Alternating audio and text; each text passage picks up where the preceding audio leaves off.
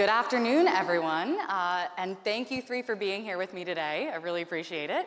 Ben and Alexis, I want to start first question toward the two of you. So I feel like the new playbook for owning a team seems to blend, entertainment, technology, sometimes activism.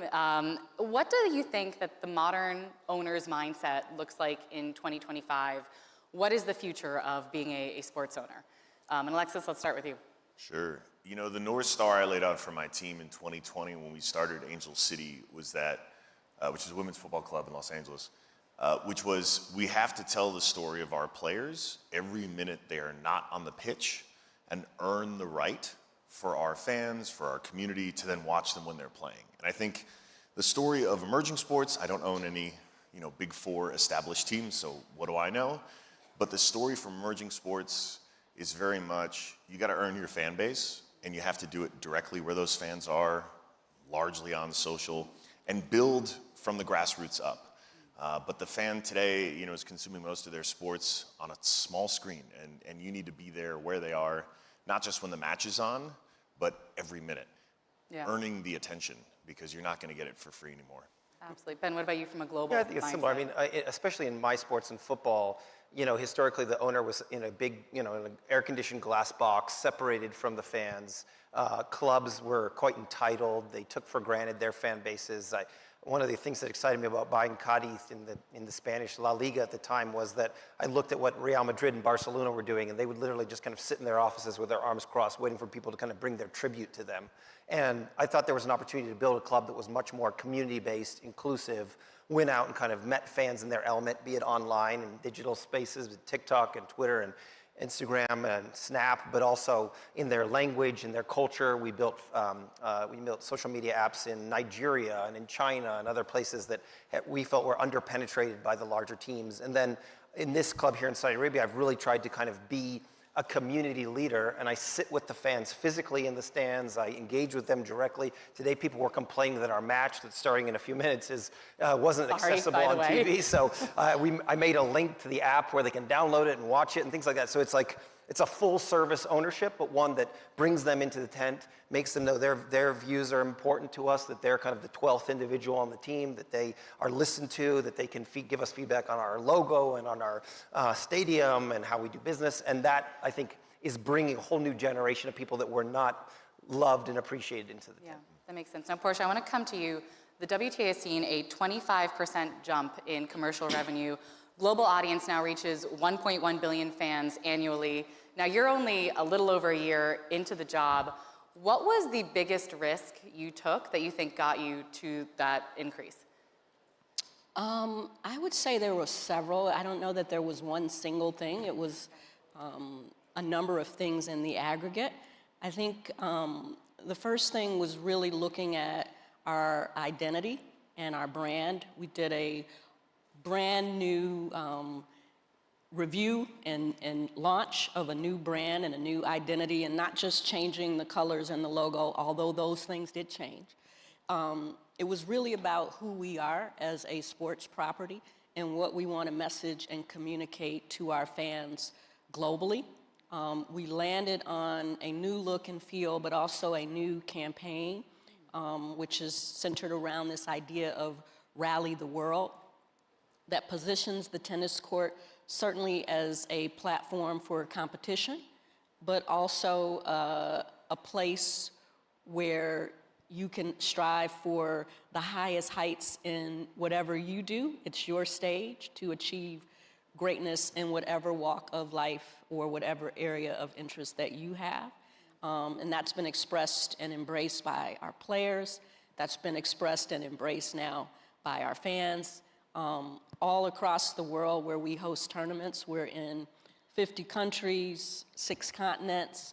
That is something that we can use to empower those fans and audiences to embrace the things that make them great or that they want to make great in their households, in their communities, and really helps, I think, in the end, empower women more broadly, which is at the core of who we are and part of our DNA. Absolutely. I want to talk specifically about women. Ben has said to both of us before that, tennis is globally, I think, the one sport where women are given pretty much the same amount of celebrity and credence as the men. Alexis, you've definitely said in the past, women's sports is the most undervalued asset in the world. Where are we at in closing that gap? What is the moment that it goes from undervalued to overheated? How close are we? We're a ways from overheated. Okay. You're seeing it whipsaw back quickly, which I think is, if you're seeing the rise in valuations, the rise in team revenues, that's something I really pay attention to. That has grown so fast because we're seeing just how suppressed the investments were historically. It cost me $1 million, that was the expansion fee, and I overpaid in January of 2020 to start Angel City. That same league, the NWSL, recently charged $150 million to a group in Denver. So, expansion fees going up 150x in 4 or 5 years, that sounds like a tech story. It's a women's sports story. And this is, again, I tweeted it out. I got savagely trolled in 2020 when I said this was the case. Which is why I had to bring it up. It went viral. I saved all those tweets from all the haters who said I was an idiot, no one watches women's sports, you're gonna lose all your money. And every time we hit another revenue milestone, I tagged them and thanked them for the motivation. But we're seeing valuations now in the hundreds of millions of dollars. We will see billion-dollar women's teams probably in the next 5 years. My hope, obviously, as now a minority owner in the Chelsea women, is that we're one of those first teams. I think the WNBA, the Liberty, others, will have a good shot at claiming that title of being first. But at the end of the day, that's going to be an example of what a lot of us were, some of us were seeing and talking about and investing in 5 years ago, which was by virtue of the WTA existing, and your point, and it helps to be married to Serena Williams to see this firsthand. Tennis was the one sport where if you said something like no one cares about women's tennis, you'd be laughed out of a room. Like people would think you were mentally deficient because it's so obvious. Why? Because at the end of the day, in capitalist society, ball don't lie. And in this case, it's money, it's revenue. If you look at the television revenue, and probably my favorite stat is that more Americans to this day watch a US Open final for the women than a US Open final for the men. And again, they don't do that because of feminism, they don't do that because it feels good, they do that because it is great entertainment, it's great content. And so I think there's a lot more room to grow. And obviously, I'm proud the United States is at the forefront of it. I think Europe is catching up quick. And for the rest of the world, I think it's an amazing opportunity laying in plain sight. Yeah. Portia, how are you looking at it, and how far away do you think we are from closing the gap? I would agree with Alexis that we're nowhere near overheating. But the growth has been exponential. Alexis shared the data on his personal investment journey. The WNBA is another example. Mark Davis bought the Las Vegas Aces in 2021 for $2 million, a little bit more than what you did at LAFC. The organization has won 3 championships over the last 4 years. He invested in a new practice facility. He invested in hiring talent both on the court and off the court. Today, the Aces are valuated at about $310 million. The Liberty are $400. The Valkyries, who's the new team in San Francisco, is valued at about $500. So the growth in those early investors who got in will see exponential and outsized returns, and that's fantastic. At the same time, sports are projected to have revenue of about $80 billion in 2025. Women's sports within that is $2.35 billion. So long way to go. We've got a way to go. Yeah. That's about close to 3%. Right. And the projections going out 5 years from now will continue to increase, but it's not enough, or enough of the pie. It should definitely be bigger and more. And so we've got to continue to seek new investment. We've got to continue to seek innovative partnerships and opportunities to continue to enable women's sports to shine and to get the value that it has earned. Absolutely. We'll come back to women's sports in a bit, but Ben, I want to throw one question your way. Speaking of growth, you said Saudi sports are in rapid growth mode compared to what you've called the declining European market. If this trajectory continues, What's a game-changing move for Saudi clubs that you think will leapfrog them above European giants on, both sustainability, talent, et cetera? Well, Saudi Arabia benefits from what I like to call late mover advantage. So a lot of the infrastructure here is legacy infrastructure, which needs to be rebuilt. The fan base here is a fan base, again, that wasn't well addressed and is underpenetrated. But Saudi Arabia is kind of coming to the forefront of global football at a wonderful time because I think that the European leagues have really got lethargic. So as an owner in La Liga, our revenue hasn't changed since I took over. If you're a fan of the French league, good luck to you because they don't have a TV contract this year. Italy used to be a big league. We were all AC Milan and Inter Milan fans as kids. It's now an afterthought. And really, it's England that has only been what I would say almost kind of the most American sport managed league in Europe. And so as a net result of that, Saudi Arabia, through its commitment and capital, it has a huge opportunity, and then it has the fan base to meet it. A lot of people like to compare the Saudi football experiment to China, and the problem with China was you were kind of forcing a sport upon people that weren't rabid fans of it. They didn't have a history of playing in the World Cup. China had played in one men's World Cup, even though the women's team is very strong. The Chinese government wasn't really behind the experiment. It was more corporates, where here you have 75% of Saudis are football fans. They have the highest IQ of any football fans I've encountered in the world. They spend money across all other aspects of their lives at some of the highest levels, biggest basket sizes, longest time spent online. They're voracious users of social media in a way that I never anticipated. And so the net result of all that is you have this great confluence of demand, scarcity of supply, and timing that's perfect with a 9-year headway to the World Cup in 2034. And so all that, I think, is going to convene in a really attractive opportunity, but also a great moment for this market to kind of step out of the shadows. Already the caliber of the players that we're playing against day in and day out here are at the highest levels of European. If we can kind of start to distribute some of those salaries more broadly across the league, create more parity, so there's not just kind of big 5, 6 clubs at the top, but everyone is playing at that level, I think you can increase global interest. Then TV numbers go up, and then we can really take our rightful spot as one of the top 5 leagues in the world. And you already saw this summer Al Hilal dispatching Manchester City, one of the best clubs in England. I think you'll see more of those head-to-head wins where this league kind of rises to its rightful place. Yeah, looking forward to it. And I'm going to come to the audience in just a second for questions. So if you have one, please raise your hand. We'll bring a microphone over to you. But first, before I do that, Alexis, I want to talk about ATHLOS, which is your women's only professional track and field competition.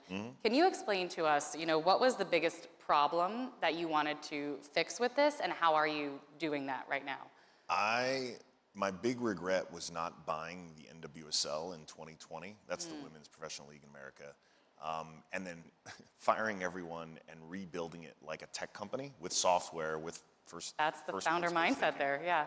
And so I got the timing right. Obviously, very happy with Angel City, but the opportunity was really reimagine a league from first principles using technology, and for a sport that every 4 years was incredibly popular during the Women's World Cup, and then disappeared from consciousness. Right, that was the pattern. So the Olympics were coming up. What's one of the most popular sports that disappears from consciousness outside of that? Track and field. Where do we have a history of American excellence? American women. So again, it is not a very convoluted thing to then look at that and say, okay, why is this not as popular outside the Olympics? Started talking to the very best athletes in the world. They all took my call and very graciously gave me feedback. We launched this meet last year, record-breaking prize money. It didn't cost that much. It was $30,000 was the top prize in the sport before ATHLOS. We doubled it to $60,000, and it became the most important thing outside the Olympics overnight. Fast forward to this past September, we had 4.5 million people tuned into our broadcast. We took the long jump and brought it to Times Square for the qualifiers, so brought it to the heart of the city. And we're taking this momentum to spin up a proper league next year in 3 major global capitals where we'll have a team-based model. So think Formula One for track and field. So if you love Ferrari versus Mercedes, imagine if you could see Nike versus Adidas. Now you could start to build teams around these amazing companies that build technology for our feet to test and really show who is the best, who's the fastest, and really make this a spectacle, not just every 4 years. Yeah. And it turned out in this sport, similar to tennis, the men and women compete at the same time, but very uniquely, the women of track and field actually are far more valuable from an attention standpoint, more followers online, and from a marketing standpoint. I wouldn't rule it out. This is a very wonderful sport to add men to, especially with things like the mixed relay. Like, you could actually do a lot of really fun stuff, but we've started as a women's first league, at least to begin with. That sounds amazing. Now I'm going to turn it over. I see one in the back here. And if you could say your name, title, and company as well with your question.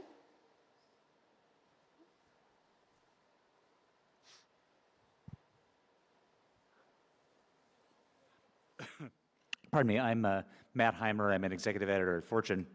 I'm not in the back. Traditionally, for the Big Four media leagues, so much of the revenue has come from their media deals, usually with big networks of one kind or another. What kind of opportunities are social media, sort of small screen platforms, creating for revenue in your sports? Question. Well, I can tell you as an upstart league, we knew exactly that, right? You're not getting a media deal that's interesting until you've got real numbers. The good news is there are brands very interested in being a part of an upstart league. We've got everyone from Toyota to Tiffany & Co., Cash App. And so the promise to them is we're going to go as wide as possible. So the reason we got 4.5 million viewers is because we said this is available on YouTube, on DAZN, on X, on ESPN Plus, and on ION if you're in the United States. And we just sorted out a bunch of international deals for the league at Sportel. So the goal is get reach and then earn our way to maybe renegotiating that probably around LA 28 when we've hopefully got a league that's at a fever pitch and really focusing on revenue from brands as opposed to media. And I think you'd be hard pressed to do it any other way in your infancy because you can't justify a big media deal. I love the way that flips the business model. That's right. Yeah. Thank you, Matt. Any other questions? Go ahead, Portia, yeah. Just to add to that, Matt. So I actually used to work at one of the big broadcasters that you're talking about. So linear television can help give you the scale in any particular country, and you can tie up regional deals and go across the globe with that pattern. The social and the digital platforms provide a different level of engagement for the fan that's really valuable to the player. Tennis is an individual sport, and so those players are able to acquire and target fans through social in a way that you just can't do with linear television. And there's also tremendous value in that engagement by the fan for partners as well as media and broadcast. So for us, it's a really important avenue to grow revenue and to grow value for the tour, as well as for our partners, as well as for our members of the WTA, which includes our players. So it's an important avenue that we continue to explore. It also brings in not just engaged audiences, but younger audiences. It's a lot more inclusive and easier to access. So a lot of benefits there for all of our stakeholders. Yeah. Any other questions? One right here.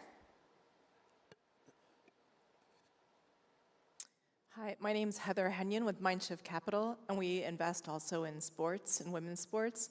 I guess this question is for Alexis and Portia, but can you talk a little bit about ways that you are yourselves, or maybe other initiatives that you see, building fandom amongst girls, just as we see the next generation of sports leaders, brands, retail, merch, all of these emergence? How are we also ensuring that the younger generation of girls are, and I know, Alexis, you're quite vocal about your daughter, so you've got firsthand experience, but it'd be great to hear what you both think of that. Yeah, I mean, I think from the WTA's perspective, we're very interested in growing the game, and we're very interested in the health of the game and its future. And so part of that, we leverage, sort of back to Matt's question, social media, and we leverage that opportunity to tell stories, to create content that reaches and hopefully inspires young girls. We also play tennis in 50 countries across 6 continents, so we're global by nature. And during those times when we're in those countries, including in Saudi Arabia for our finals later this week, we have an opportunity to do community engagement and community development, where it's not just about the tournament on that day or during that week or 2-week span of time. that is certainly important, and we do that to a high level, but we also take that time and opportunity. And our players actually demand this of us, that we go out and we do community building and community engagement, where we're hosting clinics and trying to expose young girls to healthy lifestyles through tennis, where we're reaching some of the more advanced tennis talent or athletic talent in a particular community, and trying to give them more enhanced and intensified training opportunities. We're also doing things with communities and fans who may have higher barriers to be able to participate in sport, and bringing those to them through the classroom. We're engaged with a number of different schools here in Riyadh, for example, where we're in the classrooms during training. We've got Judy Murray, who's Andy Murray, the tennis star's mom, who helps us in that effort around the world. We've got great partners like Morgan Stanley that help us to launch initiatives in various cities around the world. So it's an important pillar of who we are as an organization, to make sure that we invest in the health of the game, and that we continue to grow the game globally. Alexis, anything you want to add? We built this in from the very start. So 10% of all of Angel City's brand revenue is donated to the community. And what this brings is, the brands who show up want to partner. They believe strongly in aligning their company with these values. So for instance, we learned a material number of young girls quit sports simply because they don't have access to a sports bra, which to me as a guy, I had never even conceived of as being a barrier, but it's a real one. So easy partnership with Nike to be able to donate these sports bras, and all of a sudden you have value alignment, brand alignment. We did it similarly. ATHLOS is built the same way, and so when all of those fastest women in the world crossed the finish line, the first people they see was a Instacart fan zone of just young kids, boys and girls, but from New York, in the greater New York area where we have the meet, who are now for the first time in their lives getting to see athletes playing their sport at a really high professional level, right? Where they're getting paid real money, where they're being treated like stars, and see it, believe it, that sort of energy. It's crazy to think, but in athletics, we actually need that, because there's not a path really to be a professional outside of a lucky few. So the good news is brands want it, and so they're able to partner in ways that puts our dollars and then amplifies them even more. Now, Ben, I want to come to you. We have a minute left, so this is going to have to be a quick answer. I apologize. But you live, between here, US, you travel all over. What have you learned about the cultural differences in how fans connect with your sport, and how does that shape your investment thesis? 40 seconds or less, go. Well, like I said, I think, the fans here are very different than the fans in Europe. The fans in Europe, I found, are a lot more jaded, but they're a lot more personally, they're in person with you. They come to the stadia. Here, the fans are much more optimistic, glass half full, much more engaged online. And so it's our job to kind of meet them in their world. In Europe, we can kind of count on them to coming to the stadia. In Saudi Arabia, for instance, there is not a history outside of a couple big clubs of coming to the stadium. And so we're looking for ways to kind of adapt our experience to bring them in. So I was at the Kings League a couple days ago and looking at how you can use a stadium that kind of integrates screens where people project their faces in and go live on social media, and then their noise is heard in the stadia. But then you also have a much smaller, kind of tight sound box. And so we're looking for ways to kind of adjust to different fan demands so they still feel like they're present in the stadium and online. Excellent. Well, thank you so much. I wish we had more time. Thank you three. Thank you.